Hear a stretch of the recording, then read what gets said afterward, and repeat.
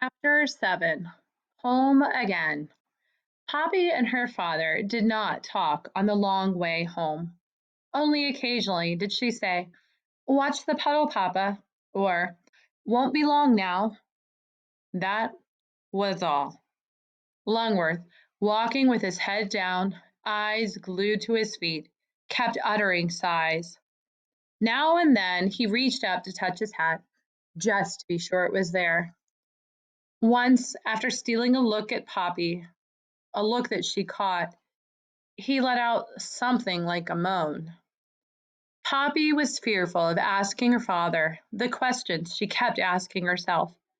If Mr. Ocox refused permission for the move, and he had, and if there was not enough food, and her father said that was true, what was the family to do? Would some of them have to forage in distant places in the open? That meant they'd be at the mercy of Mr. Ocox, a complete calamity. Poppy peeked again at Ragweed's earring. She kept asking herself why she had ever gone to the hill with Ragweed without asking permission. She knew better. Look at all the trouble she'd caused. Just then she hated herself for having loved Ragweed, but just to think that thought made her heart ache. Rain was still falling when they reached Grey House. Both mice were soaked and exhausted. The once white flag trailed in the mud. A large number of mice were milling about on the porch, waiting for the expected good news.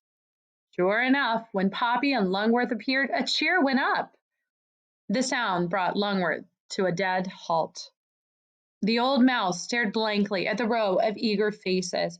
A second cheer began, but faded as the onlookers sensed something was wrong. Silent and grim-faced, eyes averted, Lungwort painfully climbed the gray house steps. Alarmed into silence, the mice backed away to let him pass. Poppy saw her mother break through the crowd. "Lungwort!" she cried. "Oh, my dear, what happened?" Lungwort lifted sad eyes. Without a word, he continued on into the house, retreating into his boot study and drawing the curtain behind him. For a moment, sweet Cicely stared after her husband. Then she dashed into the boot after him. Only then did the others notice Poppy. She had been standing alone, quite ignored. Now they surrounded her and pelted her with questions. What happened? Is something the matter? What's wrong with Longworth? What did Mr. Ocock say? Poppy was not sure how to reply and remained silent. Finally, she held up a paw, her father's gesture. The mice responded as they always did. They grew quiet. Swallowing hard, Poppy said, "Mr. Ocox refused permission for anyone to move." Like air escaping from a balloon, there was a collective gasp from the crowd. But a torrent of questions followed. What did Mr. Ocock say? Didn't Lungworth explain? What are we supposed to do now? Did the owl give any reasons? Poppy lifted a paw again, and once again the crowd had stilled. She confessed softly. Mr. Ocock said it was because Ragweed and I didn't ask for permission to go to Bannock Hill. She hoped for a chorus, or at least one mouse who would say, "That's not fair," or "That's absurd." No such word was spoken. Alarmed, Poppy looked around. Some eyes avoided hers. Others showed sorrow. Quite a few darted angry glares at her. "You'll have to excuse me now," she murmured, quite shaken. "I need to get myself dry." A narrow passage was made for her to pass. As she entered the house, she felt a nudge from behind. Alarmed, she jumped. It was Basil. "This way," he whispered. He led her to an isolated room. "Dry yourself," he said. "I'll get you something hot." Placing Ragweed's earring to one side, Poppy began licking her fur dry. By the time she was done, Basil returned with an acorn of steaming mashed rye. Despite her upset, Poppy ate ravenously, grateful for the warmth that seeped through her body. Basil listened intently as Poppy told of the meeting with Mr. Ocox. And look what I found. She held up Ragweed's earring. Basil took it carefully. Where was it? Sticking out of one of Mr. Ocox's pellets. Makes me sick, he muttered. After a while, he asked, Poppy, what's going to happen next? Poppy sighed.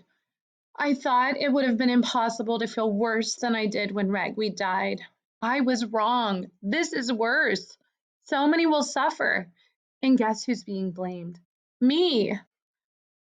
Wearily, Poppy made her way to the attic. She wanted to be alone. Amid Farmer Lamont's clutter, she had come across a tin can a while ago, shaped like a house. Log Cabin Syrup, the label read. After cleaning the inside to a shiny newness and lining it with her favorite old magazine bits, Poppy considered it her own room. Now she patted down a wad of filmy lace, her pillow, and crept beneath a blanket, a crocheted dolly. Curled up into a tight ball, she tucked in her paws and wrapped her tail about her, tucking its tip beneath her nose. Never had she felt so worn out. Even so, she could not sleep. She kept hearing Mr. Ocock say that he was refusing permission for her family to members to move because she and Ragweed had not asked him if they could go to Bannock Hill. Then, too, there was the hint that he would change his mind if she sacrificed himself. She was glad she had not mentioned that to the family, rather suspecting some of them would have urged her to do it. The mere hint of such a thing gave Poppy the horrors. She drew herself into a tighter ball. Harder to deal with was her own inner voice. It kept insisting that if what she and Ragweed had done was the reason for keeping others from moving and being safe, maybe she should sacrifice herself. A tear trickled down her face, rolled to the end of a whisker, and dropped into her pillow. Oh, she thought, if only Ragweed were here. He would have something to say. But what? She asked, trying to cheer herself up. Most likely a question, a backward one, just like the time he had asked Glunworth how Mr. Ocox could confuse huge porcupines with small deer mice. Even as she thought about Ragweed's asking, Poppy realized that her father never did give an answer. She wondered why. Poppy forced herself back to the problem.